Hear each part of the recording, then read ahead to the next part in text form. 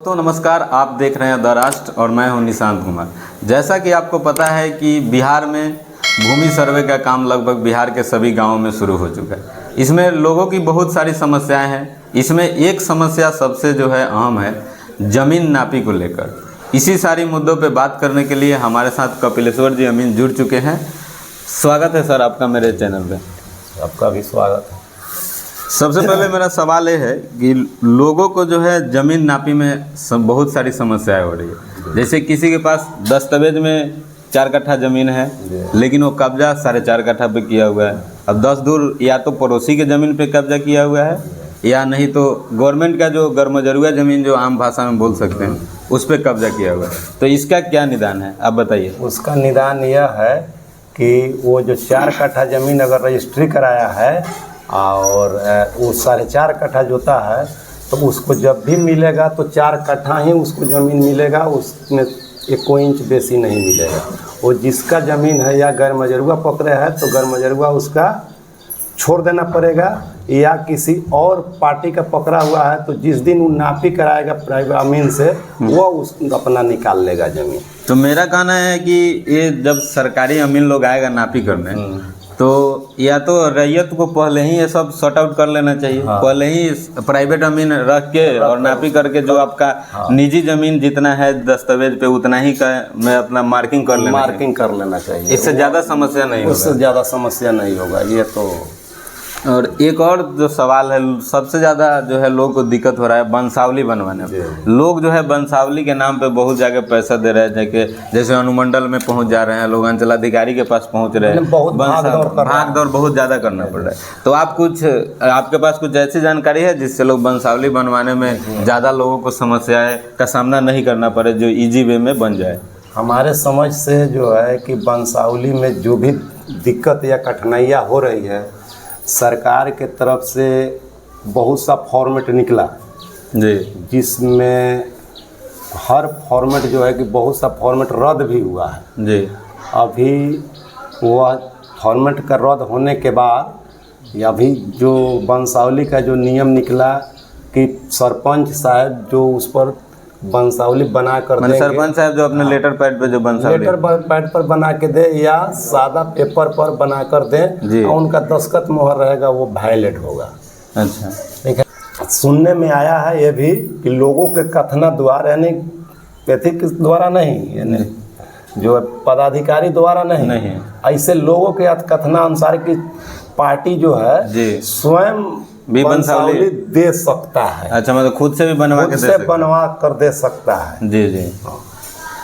और एक और समस्या जो ये है कि अगर किसी का ज़मीन जो है, जैसे बहुत सारी ऐसी ज़मीन है गांव में जो आप खरीदने के लिए लोग खरीद लिया, लेकिन उसका दाखिल खारिज या तो खुद से नहीं कराए हैं या बीडीओ सीओ साहब के यहाँ दौड़ते दौड़ते रह गए और उनका दाखिल खारिज नहीं हुआ। तो उन सारी समस्याओं के लिए आपके पास कुछ जानकारी है?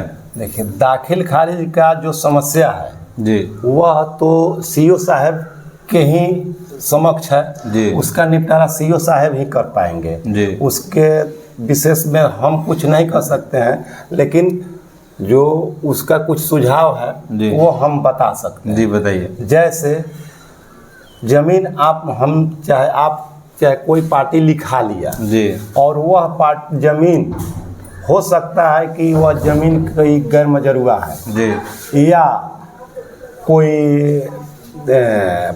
जैसे बकास जमीन, यानी बकास यानी वो दूसरा सरकार के दूसरा राज्य का जमीन है। जैसे मान लीजिए एक और चीज है, हम आपसे जैसे 1 मिनट, जैसे बेतिया राज हुआ जी जी, तो बेतिया राज का जमीन बहुत सा जगह पड़ा हुआ है जी जी, और उस जमीन को लोग खरीद लिया और उसको कब्जा किए हुआ है, उस दस्तावेज को लेकर जा रहा है कर्मचारी के यहाँ दाखिल खारिज करने के, वहाँ रुक गया। वह नहीं हो रहा है, तो वह तो जमीन ऑलरेडी जो है कि वो बेतिया सरकार का है, वो हमसे लिखा लिया जी जी, और दाखिल खारिज कराएगा तो नहीं होगा। तो ये तो समस्या है। एक चीज है, क्या ये जो जमीन जो बेतिया राज का जैसे आप जमीन बता रहे हैं, जो बकास्ट का जो जमीन है, तो क्या उस जमीन का तो दाखिल खारिज से मान लीजिए कि कोई खरीद लिया जमीन, उसका तो दाखिल खारिज हो नहीं रहा, तो क्या उस जमीन पे इस सर्वे में सरकार उस जमीन वापस ले लेगी? इसके बारे में कुछ जानकारी है? अब इसके बारे में तो हम मैंने अभी विशेष सरकार कुछ कुछ नहीं सूचना बताएंगे। जारी नहीं किया। अभी इसके बारे में न सरकार कोई सूचना जारी नहीं किया है जी। और जो जैसा सरकार का निर्देश होगा जी। तो हम लोग भी प्राइवेट अमीन है तो उसको फॉलो जी करेंगे। जी। एक और चीज़ हम आपसे पूछें, जैसे मान लीजिए कि बहुत सारे लोग के पास खतियानी जो जमीन है, देखिए दस्तावेजी जमीन में तो ज़्यादा समस्या नहीं आ रहा है, लेकिन खतियानी जमीन में जो है कि लोगों को ज़्यादा समस्या का समाधान, मतलब ज़्यादा समस्या झेलना पड़ रहा है। जैसे मान लीजिए कि किसी के खतियान में 10 कट्ठा जमीन है और उस खतियान में से कुछ जमीन जो है बेच दिया है, जो है उसके पास तो खेत, जैसे मान लीजिए कि 10 कट्ठा का खतियान है, 4 कट्ठा उसमें से बेच दिया तो उसका 6 कट्ठा ही बचा। लेकिन अब जो खतियान में जो है कि वो 10 कट्ठा ही दिखा रहा है, तो उस समस्या के लिए क्या मतलब? देखिए खतियान जो होता है, खतियान में आपका टोटल जमीन रहेगा जी। खतियान से नहीं घटता है जमीन जी। आप 10 कट्ठा आपके जो खेसरा है, प्लॉट नंबर मान लीजिए कि 505 जी। प्लॉट नंबर हुआ, उस प्लॉट में जो है कि 10 कट्ठा रकबा हुआ उसका। जी जी। तो उसमें जो है कि दिखाएगा 10 कट्ठा खतियान, आपका 10 कट्ठा का 10 कट्ठा आज का जहिया तक ले सर्वे नहीं होगा जी जी। तब तक आपका 10 कट्ठा का 10 कट्ठा दिखाते जाएगा। जी जी। और वो तब तक ले जो है कि जिसका जमीन है वो जमीन बेच दिया 10 कट्ठा का 10 कट्ठा, जी।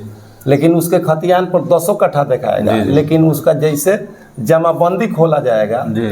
तो अगर दाखिल खारिज करा लिया है उसका जमाबंदी सेम होता है एक जमाबंदी। जी जी। तो जमाबंदी में वो जमीन जो है, यानी हम लोग जो एगो खाता होता है जैसे बैंक हुआ, जी। तो बैंक के लॉकर हम लोग समझ लीजिए, जी जी। तो उसमें हम लोग 100 रुपया चाहे 10,000 जमा कर जी, दिए, जी। तो 10,000 तो जमा हम लोग कर दिए, जी।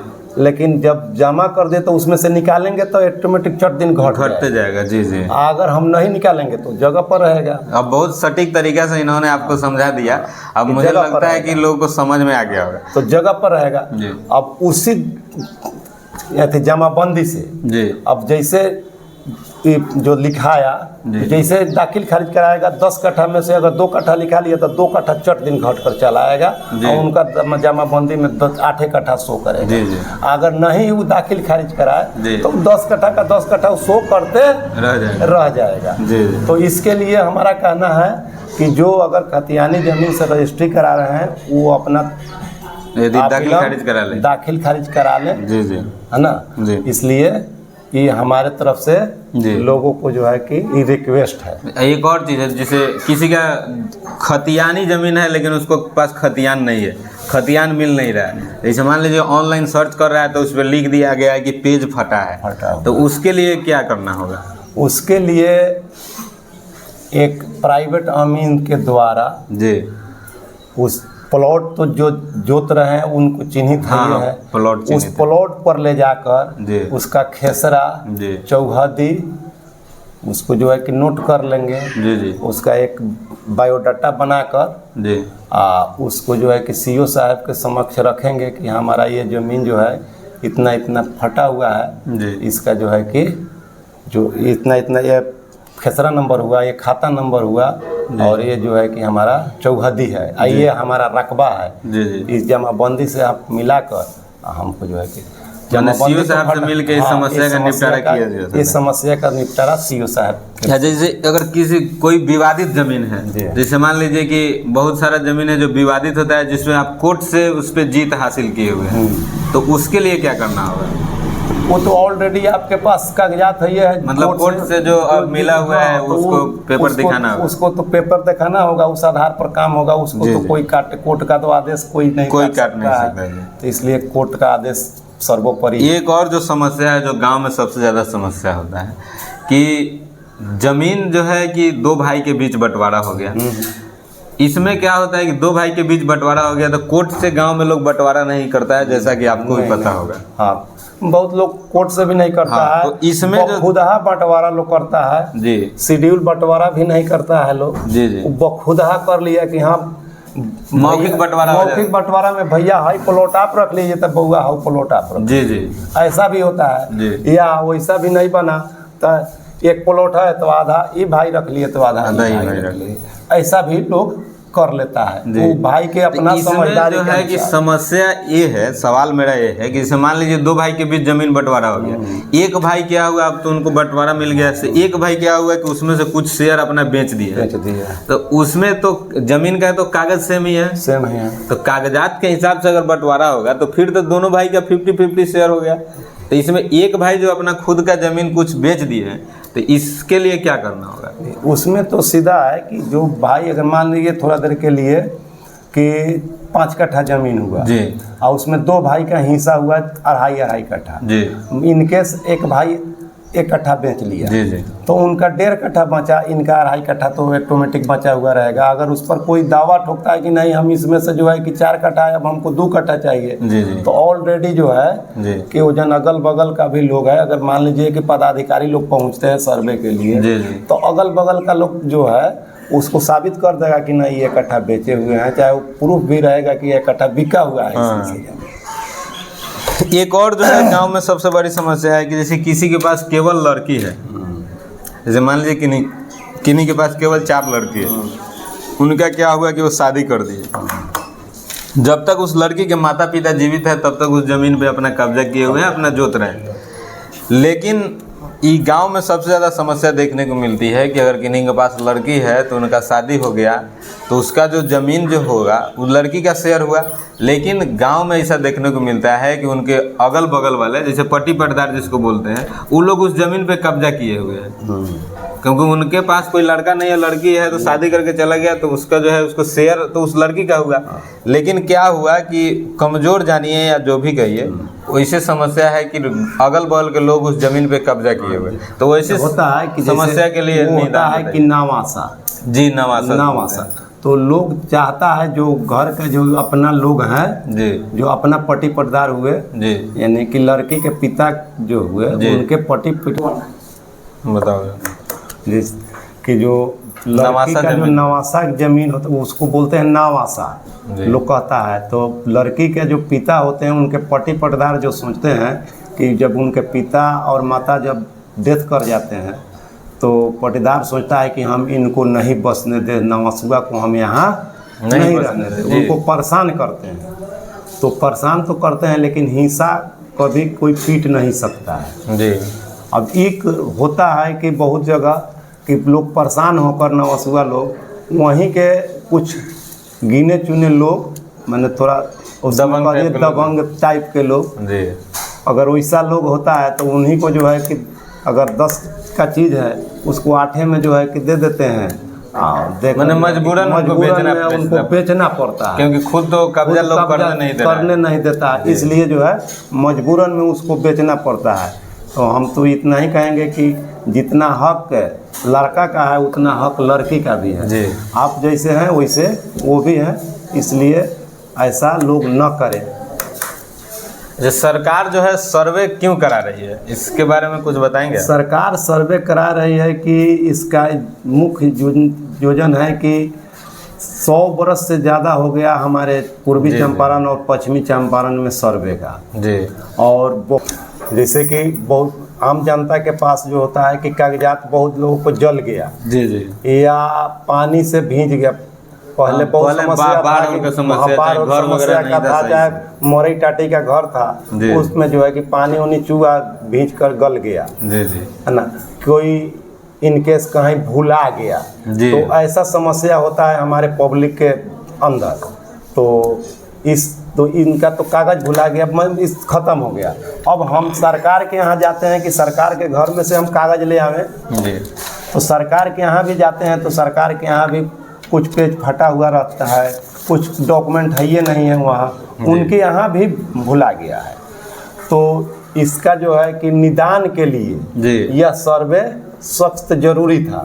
सर्वे का हक हमारे समझ से अगर सर्वे का नियम अगर होना चाहिए तो 30 से 40 का अंदर में सर्वे, मैंने 30-40 साल में रिवाइंड होना चाहिए सर्वे, इसलिए कि सबका कागज अप टू डेट रहे। मैंने सरकार जो है सर्वे 100 साल पे लगभग करा रही है, तो लगभग बहुत देर करा रही है। मैंने सरकार को 30 से 40 साल के अंदर 40 का अंदर में ही करा लेना चाहिए, जो कि सब सरकार के घर में भी उपलब्ध रहे और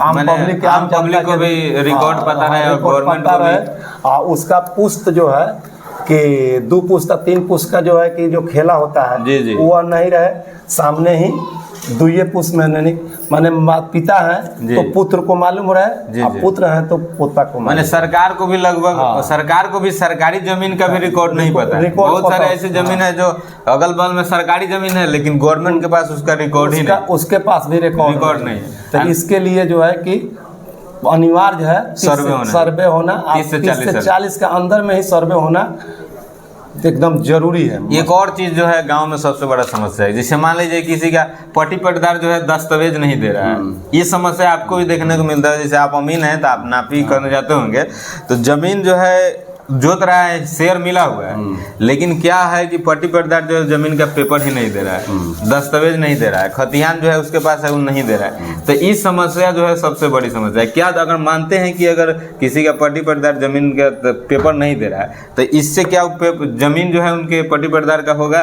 इसके लिए क्या बताएं? इसके लिए जो है कि हकीकत में हम लोग जो जाते हैं कहीं हर जगह प्राइवेट नापी करते हैं, भूमापी, तो वहाँ जाते हैं तो ज़मीन रजिस्ट्री है 5 कट्ठा, किसी भाई के पास कागज़ है, उनसे कागज़ मांगा जाता है तो लोग कहता है कि कागज़ नहीं है जी। कागज़ नहीं है। वो भाई मांगते हैं तो कागज़ नहीं है। मैंने उन परेशान करने की तरीका जो है कि लोग अपनाता है। तो कागज़ के अनुसार कागज़ रख लेने से ज़मीन नहीं हो जाएगा जी। जब मान लीजिए कागज़ है, बाबूजी के नाम से हमारा कागज़ है, दस्तावेज है, हिस्सा हमारा उसमें 5 भाई हैं तो 5 कट्ठा ज़मीन है, हमको 1 कट्ठा है, तो हमको 1 कट्ठा 1 धूर तो मिलेगा नहीं जी। तो हम फिर कागज़ चुरा कर रखने से या हम भाई को परेशान करने से फ़ायदा क्या? फायदा नहीं है। अगर मान लीजिए बहुत यही ना होगा कि भाई को हम हरासमेंट कर देंगे तो हम सरकार के घर से हम कागज़ निकालेंगे मतलब तो फुट से हमको निकलवा 2-4-5 हज़ार रुपया खर्चा होगा, चाहे 200 खर्चा हो चाहे 500 खर्चा हो, तो भाई को परेशान करने की नीति भाई का रहता है। इसलिए हम चाहेंगे कि ऐसा ना हो कि किसी भाई को परेशान कोई भाई न करे। अगर आपके मन में सर्वे से रिलेटेड कोई सवाल है तो आप अपनी सवाल को कमेंट बॉक्स में रख सकते हैं और हम पूरी कोशिश करेंगे कि अगली वीडियो में आपकी सर्वे से रिलेटेड पूरी जानकारी दें। के लिए इतना ही, और आप देख रहे हैं तो द राष्ट्र। आपको ये वीडियो मेरी कैसी लगी अपनी प्रतिक्रिया कमेंट बॉक्स में दें। धन्यवाद। धन्यवाद।